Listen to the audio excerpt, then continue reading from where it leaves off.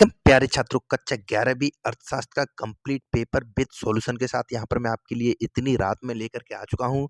तो फ्रेंड, आपका फर्ज बनता है इस वीडियो को ज़्यादा से ज़्यादा शेयर करना और लाइक करके चैनल को सब्सक्राइब करना, क्योंकि मैं रात में बैठ करके यहाँ पर सॉल्यूशन सिर्फ आपके लिए बना रहा हूँ यार। गाइस, कक्षा 11वीं अर्थशास्त्र का कंप्लीट पेपर का सॉल्यूशन इस वीडियो में मिलने वाला है।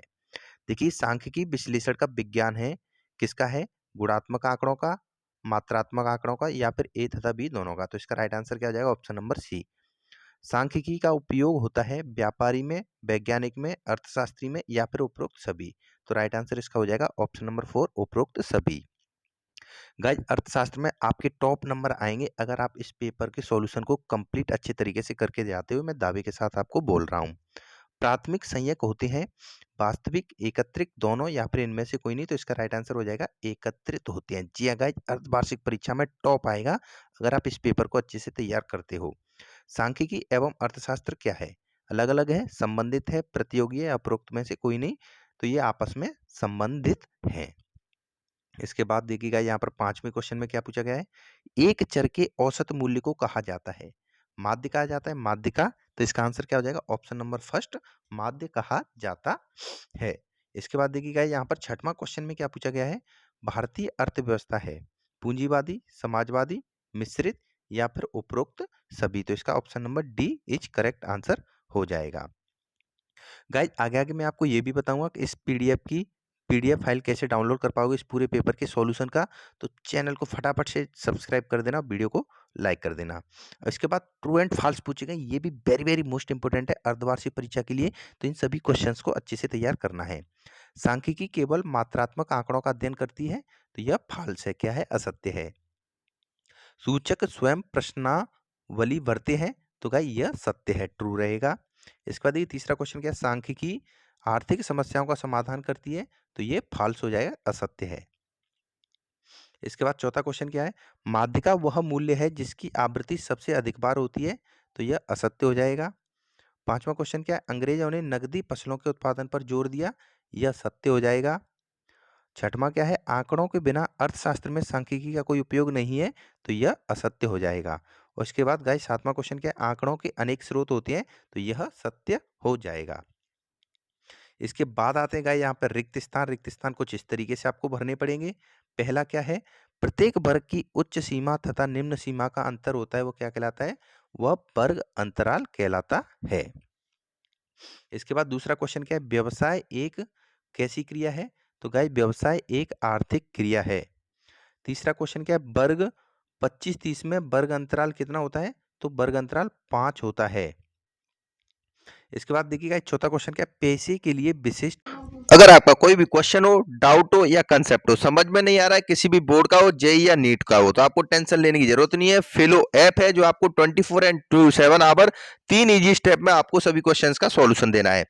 प्ले स्टोर पर जाना है, सर्च कर लेना है, फिलो ऐप डाउनलोड कर लेना है। उसके बाद अपने मोबाइल नंबर से इस तरीके से साइन अप कर लेना है। उसके बाद जो भी आपका क्वेश्चन है उसको आप टेस्ट कर सकते हो या क्रॉप करके फोटो डाल सकते हो। उसके बाद 60 सेकंड में फिलो के टॉप ट्यूटर यहाँ पर आपसे कनेक्ट हो जाएंगे और आपके क्वेश्चन का लाइव सॉल्यूशन यहाँ पर बताया जाएगा। क्लास 6 से लेकर के 12 तक के स्टूडेंट के लिए कोई भी सब्जेक्ट का कोई भी क्वेश्चन हो, यहाँ पर आपको इंस्टेंट सॉल्यूशन मिल जाएगा। लिंक डिस्क्रिप्शन में जाइए, फिलो ऐप को डाउनलोड कीजिए।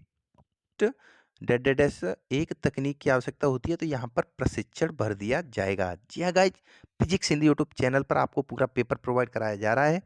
प्रमाप विचलन हमेशा माध्य विचलन से बड़ा होता है? तो इसका आंसर आपको कमेंट करके बताना है। यहाँ पर वैसे तो बड़ा आएगा, लेकिन आप कमेंट करके हमें बता सकते हो। 6वां क्वेश्चन क्या है? साझेदारी फर्म का पंजीयन है? तो यहाँ पर क्या आएगा? दस्तावेज। इसके बाद गाइस, यहाँ पर नेक्स्ट क्वेश्चन आता है, वो है सही जोड़ी आपको किस तरीके से मिलानी है? आपके पेपर में सही जोड़ियां भी पूछी जाएंगी, तो उनको यहाँ पर कुछ मिलान करके आपको दिया गया है, इस तरीके से आपको मिलानी है। तो पीली क्रांति है वो बीज तेल उत्पादन से मिलेगी, साझेदारी अधिनियम 1932 से मिलेगा, रोजगार वेतन से मिलेगा, आर्थिक सुधार 1931 से मिलेगा, उसके बाद बैंकिंग अधिनियम 1949 से मिलेगा, क्रय विक्रय व्यापार से मिलेगा, और नीली क्रांति मछली उत्पादन से मिलेगी। तो इस तरीके से यहाँ पर हमने सही जोड़ी को भी कवर कर दिया। इसके बाद का यहाँ पर आते हैं एक एक नंबर के क्वेश्चन। अर्थशास्त्र में अगर आपको टॉप करना है तो इन सभी क्वेश्चंस को अच्छे से याद कर लेना है। पहला क्वेश्चन है यहाँ पर, प्राथमिक क्षेत्र का एक उदाहरण दीजिए। तो इसका आंसर क्या हो जाएगा गाइस? खनन। प्राथमिक क्षेत्र का उदाहरण क्या है? खनन। नेक्स्ट क्वेश्चन क्या है? बड़ी मात्रा में वस्तु के क्रय विक्रय को क्या कहते हैं? तो उसको हम थोक व्यापार कहते हैं। तीसरा क्वेश्चन क्या है? योजना आयोग की स्थापना कब हुई थी? तो गाइस 15 मार्च 1950 को योजना आयोग की स्थापना हुई थी। क्षतिपूर्ति अनुबंध किस बीमा में लागू नहीं होता? तो यह दुर्घटना बीमा में लागू नहीं होता है। नेक्स्ट क्वेश्चन क्या है यहाँ पर? ऐसा केंद्र जहां पर 24 घंटे रुपए निकालने की सुविधा रहती है, तो आरबीआई के पेमेंट सेटलमेंट विजन है ये। इसके बाद क्या है? दूसरी पंचवर्षीय योजना की समय अवधि क्या है?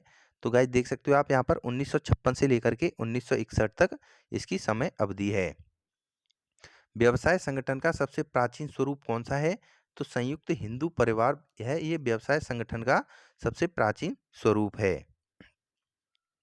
इसके बाद यहाँ पर गाइज हम बढ़ते हैं नेक्स्ट क्वेश्चन की तरफ, जिसमें देखिए ये सभी क्वेश्चंस आपको अच्छे तरीके से इनके आंसर्स आपको अपनी बुक में इजीली मिल जाएंगे, कहीं पर भी आप ढूंढ सकते हो, या फिर इनके सॉल्यूशन की पीडीएफ फाइल है वो आप डाउनलोड करोगे तो उसकी लिंक वीडियो के डिस्क्रिप्शन में मिलेगी, या फिर आपको गूगल पर सर्च करना है physicshindy.com, इस वेबसाइट पर जाकर के डाउनलोड करना है।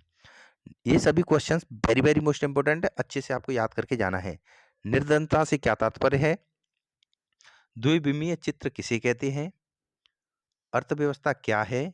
इसके बाद देखिए स्वतंत्रता के समय देश में कार्य कर रहे कुछ आधुनिक उद्योगों के नाम बताइए। सांख्यिकी क्या है? निजीकरण क्या है? बिंदु रेखी प्रदर्शन के लाभ लिखिए। निम्नलिखित आंकड़ों का आपको समांतर माध्य निकालना है। प्रतिदर्श से आप क्या समझते हो? इसके बाद देखिएगा यहाँ पर नेक्स्ट क्वेश्चन क्या है? सांख्यिकी के मुख्य कार्यों का वर्णन कीजिए। तो गाइस ये रहा क्लास 11th का यहाँ पर अर्थशास्त्र का कंप्लीट पेपर का हमने सॉल्यूशन प्रोवाइड कर बताया कराया, और जो क्वेश्चन बच गए उनके सॉल्यूशन आपको हमारी वेबसाइट physicshindy.com पर मिल जाएंगे।